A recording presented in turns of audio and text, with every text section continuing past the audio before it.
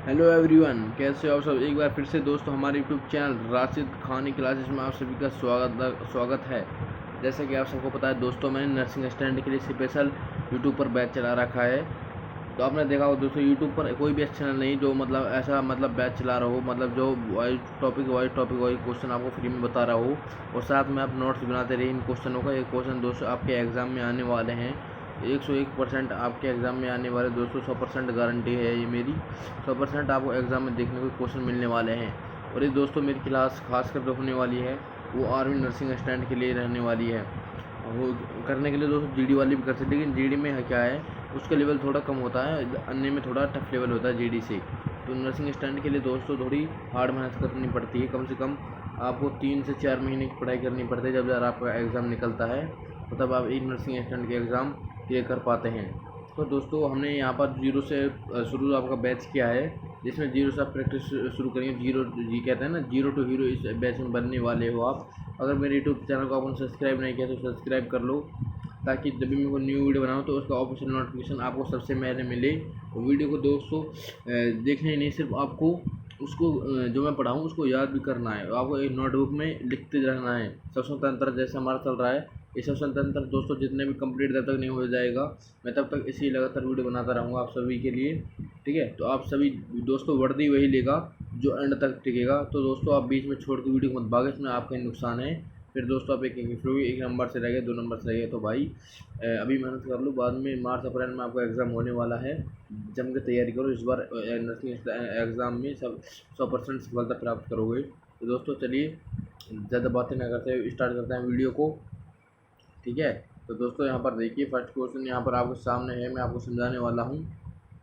यहाँ पर मैंने कल आपको जो मेरे न्यू वीडियो मैंने कल एक वीडियो डाली थी, उसमें हमारे कुछ टॉपिक छूट गए थे, तो उस टॉपिक को इस वीडियो में मैं कवर करने वाला हूँ। ठीक है, जैसे कि हम यहाँ पर जानेंगे विभिन्न जंतुओं में श्वसन अंग कौन से होते हैं, विभिन्न जंतु होते हैं, जीव जंतु, वो किससे सांस लेते हैं। तो दोस्तों फर्स्ट में यहाँ पे आप देख रहे होंगे हाइड्रा। हाइड्रा व अमीबा, ये दोस्तों क्या है, आपको विसरण विधि के द्वारा सांस लेते हैं, यानी शरीर की सतह सांस लेते हैं। कई बार आपको दोस्तों राजधानी ऑप्शन में मिलता है, तो राजधानी अभी इसका करेक्ट आंसर हो जाएगा। ठीक है, राजस्थानी में से गलत आंसर नहीं है। तो 200 नंबर पर आता है दोस्तों स्तनधारी। स्तनधारी में भाई मनुष्य भी आता है। ये जो स्तनधारी में कौन से आते हैं दोस्तों, जो बच्चे देते हैं। ठीक है, जैसे पक्षी अंडे देता है, फिर बच्चे देता है। ठीक है, तो स्तनधारी में जो मल मूत्र त्याग में स्तनधारी होते हैं। ठीक है, जैसे दोस्तों देख सकते हैं यहाँ पर, यानी यूरिया जो त्यागते हैं वो क्या होते हैं दोस्तों, वो स्तनधारी होते हैं। जैसे देख सकते हो स्तनधारी में आते हैं आपके पक्षी, सरीसृप, उभयचर। उभयचर दोस्तों, जो उभयचर पक्षी और सरीसृप उभयचर एक साथ से फेफड़े से लेते हैं। और दोस्तों आपसे पूछने लग जाए कि मेंढक मेंढक उभयचर में आता है। मेंढक 2 तरीके से सांस लेता है। पानी में होगा तो दोस्तों वो लेगा त्वचा से। किससे लेगा? त्वचा से होगा। अगर धरती पर होगा तो वो लेगा फेफड़ों से। ठीक है, करेक्ट आंसर इसका हो जाएगा दोस्तों। आप नोट में लिखते हुए जो है चलना है, नोटबुक में अपनी में। नंबर 3 पे देखिए यहाँ पर मछली किससे सांस लेती है? पीसीज वर्ग से सांस लेती है। पीसीज वर्ग से सांस लेती है मछली दोस्तों। ठीक है, पीसीज मछली मछली जो होती है वो किस वर्ग में आती है? पीसीज वर्ग में आती है। और मछली किससे सांस लेती है दोस्तों? गलफड़े, गिल्स और क्लोम, इन सबका एक ही आंसर है, यानी गलफड़ों के अंदर गलफड़े को दोस्तों आप गिल्स भी कह सकते हो, कलम भी कह सकते हो। ठीक है, इसमें अगर आप कोई भी ऑप्शन टिक देखने आप पूछने क्वेश्चन में आ जाए कि मछली किस साइज लेती है, तो आपको बता देना है दोस्तों, गलफड़े आ जाए, गिल्स आ जाए, कलम आ जाए, तो इसमें से आपको एक ऑप्शन टिक कर देना है। ठीक है, हाँ, कभी कलम आ जाए और आप किसी और पर टिक कर दो तो कलम पे टिक कर, कलम हम लोग वही कहते हैं। चलिए नेक्स्ट क्वेश्चन देखिए, नंबर 4 पर आता है कीट बढ़ते आते हैं। कीट जो आते हैं आपके, वो आते हैं आर्थ्रोपोडा में।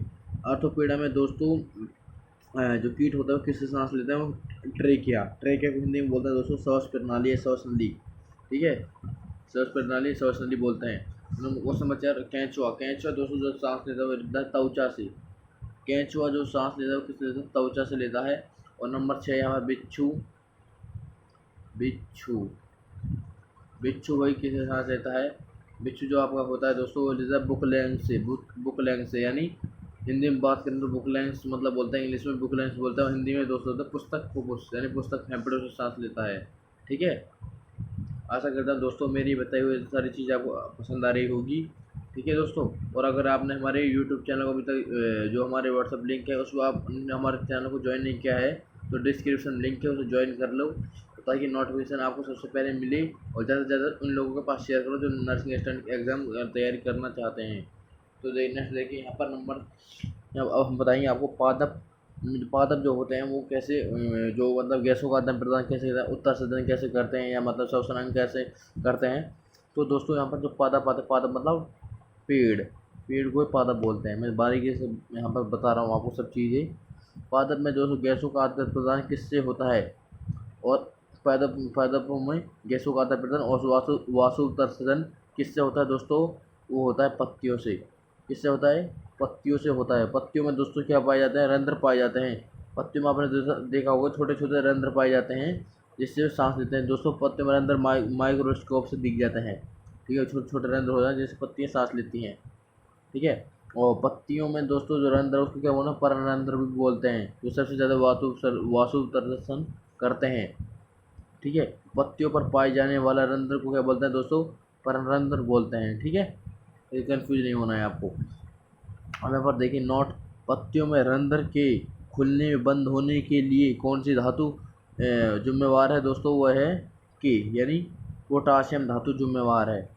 ठीक है, एक बार आपको ऑप्शन में आ जाता है पत्तियों में रंध्र के खुलने बंद होने के लिए कौन सा धातु जिम्मेदार है, तो ऑप्शन नंबर यहाँ पर आप टिक कर देना है पोटाशियम।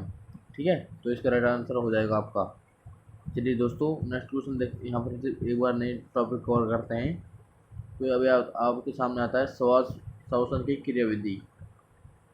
श्वसन क्रियाविधि में क्या आता है दोस्तों, एक आता है आपका बाह्य श्वसन और एक होता है अंत श्वसन। बाह्य श्वसन जो आपका होता है उसे क्या बोलते हैं दोस्तों, बाह्य श्वसन में दोस्तों आपका जो होता है मैं बताता हूँ आपको, और एक होता है अंत श्वसन। अंत श्वसन को बोलते हैं कोशिकाएं श्वसन भी बोलते हैं। बाह्य श्वसन में दोस्तों जो आपकी गैस होती है वो फेफड़ों से वातावरण से और वातावरण से फेफड़ों तक ही आती है। इस क्रिया को दोस्तों क्या कहते हैं, श्वासोच्छ्वास कहते हैं। इस क्रिया को कहते हैं श्वासोच्छ्वास कहते हैं। फेफड़ों से वातावरण में और वातावरण से फेफड़ों में, और इस क्रिया कहते हैं श्वासोच्छ्वास। ठीक है, चलिए यहाँ पर देखिए, गैसों से फेफड़े तथा फेफड़ों से वातावरण के बीच आदान प्रदान। देखिए दोस्तों, गैसों का वातावरण से फेफड़े तथा फेफड़े से वातावरण के बीच आदान प्रदान क्या कहलाता है, श्वासोच्छ्वास कहलाता है भाई, ब्रीथिंग, यानी इंग्लिश में बात कर रहे थे हम ब्रीथिंग। ठीक है, चलिए नेक्स्ट क्वेश्चन देखते हैं यहाँ पर फ्रेंड्स आपके सामने। श्वसन क्रियाविधि ये तो हो गया शायद आपका। चलिए हाँ, ये देखिए ज़बरदस्त कंटेंट ला रहे हैं दोस्तों आपके से। इस वीडियो को लाइक कर दीजिए। लाइक आप बिल्कुल भी नहीं करते, कंजूसी करते हो दोस्तों, तब वीडियो बनाने का मन नहीं करता, फिर आप लोग बोलते हो सर वीडियो क्यों नहीं आई। तो यहाँ पर देखिए श्वास जिसे बोलते हैं ब्रीथिंग। ब्रीथिंग में दोस्तों मैं आपको बताने वाला अच्छी तरह से समझा दूँगा, टेंशन मत लो दोस्तों कि मैं, हालांकि मैंने लिख रखा है पहले ही ये। तो यहाँ पर देखिए ब्रीथिंग में दोस्तों क्या होता है आपका, कुल समय जो लगता है ना वो 5 सेकेंड लगता है। कितना लगता है, 5 सेकेंड लगता है। अब मैं बताने वाला 5 सेकेंड किस चीज़ में लगता है दोस्तों, श्वास लेने में दोस्तों 2 सेकेंड लगते हैं, और श्वास छोड़ने में दोस्तों 3 सेकेंड लगते हैं। अब भाई यहाँ पर आपको श्वास लेना और श्वास छोड़ना ना लिख कर आ जाए कि निःश्वसन और उच्छ्वसन, तो बच्चे क्या कन्फ्यूज हो जाते हैं, ये तो हमने पढ़ा ही नहीं, तो ऐसा कैसे होगा। तो दोस्तों निःश्वसन का मतलब क्या होता है, बच्चे समझ के एक बार ठीक, निःश्वसन मतलब बाहर निकालना, तो दोस्तों एकदम गलत आंसर हो जाएगा। निःश्वसन का मतलब होता है सांस अंदर लेना। निःश्वसन का मतलब क्या होता है दोस्तों, सांस अंदर लेना निःश्वसन का मतलब होता है। ठीक है, सांस अंदर लेने में, सांस लेने में क्या लगती है, 2 सेकेंड लगती हैं। ठीक है फ्रेंड्स, और सांस छोड़ने में 2 सेकेंड लगती हैं, 3 सेकेंड लगती हैं। कितनी लगती हैं, उच्छ्वसन को बोलते हैं सांस छोड़ना, 3 सेकेंड लगती हैं। ठीक है फ्रेंड्स, और एक बार हम 500 ml गैस लेते हैं और दूसरे 500 ml गैस छोड़ते हैं। ठीक है, एक बार में ज़्यादा से ज़्यादा। और दोस्तों हम नाइट्रोजन हम जो लेते हैं, यानी N2 का मतलब होता है नाइट्रोजन। नाइट्रोजन हम लेते हैं 78% लेते हैं, और नाइट्रोजन हम दोस्तों 78% ही छोड़ते हैं।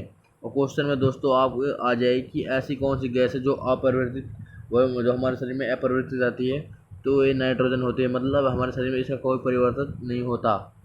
ठीक है, हम नाइट्रोजन 78% लेते हैं और 78% ही छोड़ देते हैं। और अब यहाँ पर आता है ऑक्सीजन O2। ऑक्सीजन लेते हैं 21% और जबकि छोड़ते हैं 70%। जबकि 4% दोस्तों आपकी कहाँ गई, तो दोस्तों 4% जो आपकी होती कहीं नहीं गई, वो O2 जो आपकी 4% है वो ब्लड में जाके घुल जाती है, यानी रक्त में जाके घुल जाती है जो आपकी है। ठीक है, और देख सकते हो 4% आपके रक्त में जाके घुल जाती है। और नेक्स्ट दोस्तों देखिए फ्रेंड्स, यहाँ पर CO2 यानी कार्बन डाइऑक्साइड हम लेते हैं 0.03 और हम छोड़ देते हैं दोस्तों 4%। हम 4% हम दोस्तों ये छोड़ते हैं कार्बन डाइऑक्साइड। और अतिरिक्त जो 4% है दोस्तों हमने ली थी, तो 0.03% थी, तो 4% निकल गई है दोस्तों। ये किससे निकल गई है, ये अतिरिक्त अंगों से निकल के आई है। तो इससे निकल गई है अतिरिक्त अंगों से। देखिए दोस्तों यहाँ पर अतिरिक्त अंगों से निकल के आई है दोस्तों। वीडियो को दोस्तों लाइक कर दो और भाई चैनल को सब्सक्राइब जरूर कर लो। ठीक है, ये आपको दमदार कॉन्टेंट इससे बैठकर कहीं नहीं मिलने वाला। आर्मी स्टडी की तरफ से हम तो बता रहे हैं। यहाँ पर देखिए परिवहन, नेक्स्ट आपका जो है हम बात करेंगे परिवहन के बारे में। ट्रांसपोर्ट, रक्त में O2 व CO2 का परिवहन। ठीक है फ्रेंड्स, रक्त में O2 व CO2 का परिवहन बताने वाला हूँ दोस्तों। परिवहन में दोस्तों दो आते हैं आपके, एक तो आता है O2 और एक आता है CO2। ठीक है, O2 का परिवहन कैसे होता है शरीर में, तो दोस्तों O2 का जो परिवहन है आपका RBC यानी हीमोग्लोबिन के द्वारा होता है। भाई परिवहन मानव शरीर में दो ट्रांसपोर्ट होता है, एक तो ऑक्सीजन, एक कार्बन ऑक्साइड का परिवहन होता है।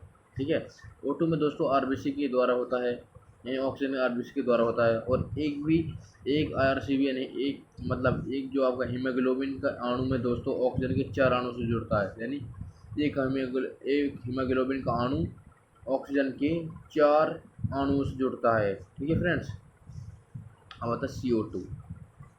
CO2 में क्या आता है फ्रेंड्स आपका, CO2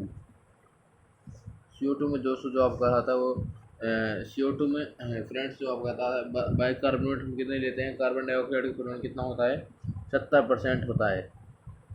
70% किसका होता है, बाइकार्बोनेट का। किसका, बाइकार्बोनेट का 70% होता है। जबकि 23 से 25% किसका होता है, RBC और HB यानी हीमोग्लोबिन का। ठीक है, 30 से 25% कितना है RBC हीमोग्लोबिन का, जो कि 5-7% कैसा होता है, प्लाज्मा का। ठीक है फ्रेंड्स, चलिए नेक्स्ट क्वेश्चन। अब आता है अंत शोषण। अंत शोषण या कोशिका शोषण। अंत शोषण और एक कोशिका शोषण दोस्तों एक ही है। मैंने आपको पहले बताया था दोस्तों, बाह्य शोषण हमारा कंप्लीट हो चुका है। अब आता है अंत शोषण यानी कोशिकाओं अंदर होने वाला शोषण कौन सा है, अंत शोषण है या कोशिका शोषण होता है, जो भी कोशिकाओं अंदर होने वाला शोषण है। और अंत शोषण के अंदर भी दोस्तों दो पार्ट आते हैं आपके, जो क्वेश्चन ये भी दो बता रहे, एक होता है गिलास चक्कर में, एक होता है हैंड स्क्रेप्स में। गिलास चक्कर दोस्तों और हैंड स्क्रेप्स। ठीक है, हमारे दोस्तों जो नेक्स्ट आई है हमारी वीडियो, वो इसी के ऊपर चर्चा करेंगे हम कल की वीडियो में, आपको पता चल जाएगा दोस्तों। ठीक है, मैं दोनों आपके ये जो ग्लाइकोस चक्कर और क्रेप्स चक्कर दोनों इस वीडियो में आपके डाउट क्लियर कर दूंगा। आपको फिर से दोस्तों नोटबुक में लिख लेने हैं। PDF चाहिए तो आप मेरे को कमेंट कर देना। ठीक है, यहाँ पर कुछ प्रैक्टिस क्वेश्चन मैंने आपके लिए लिए हैं। तो यहाँ पर पहला फर्स्ट प्रैक्टिस जो क्वेश्चन आपका होने वाला है वो है कैंचू का प्रमुख शोषणांक कौन सा है। कैंचू जो प्रमुख शोषणांक है भाई वो कौन सा है, त्वचा है। Option number A. फेफड़े में कौन लेता है, स्तनधारी लेते हैं। ठीक है, अब आता है नंबर गलफड़े यानी गिल्स कौन सी लेती है, मछली। ठीक है, जबकि बात करें हम शरीर सतह से कौन सा लेता है, तो मेंढक भी लेता है फेफड़ों से, धरातल सतह पर शरीर सतह से। क्वेश्चन नंबर 2,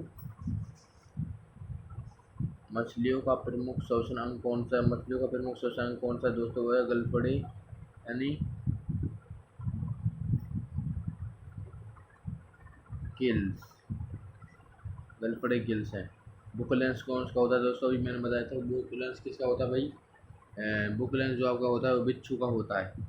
ठीक है, चलिए नेक्स्ट क्वेश्चन।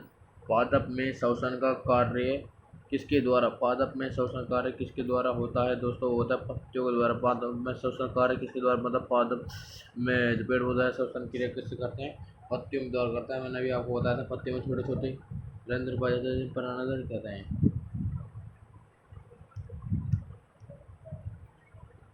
Next question. श्वसन के दौरान कौन सी गैस की मात्रा अपरिवर्तित रहती है। मैंने बताया था ना फ्रेंड्स आपको, नाइट्रोजन N2 78% ली जाती है, जबकि 18% ही छोड़ दी जाती है। यह अपरिवर्तित गैस है। चलिए नेक्स्ट क्वेश्चन देखिए फ्रेंड्स, सब आपके सामने।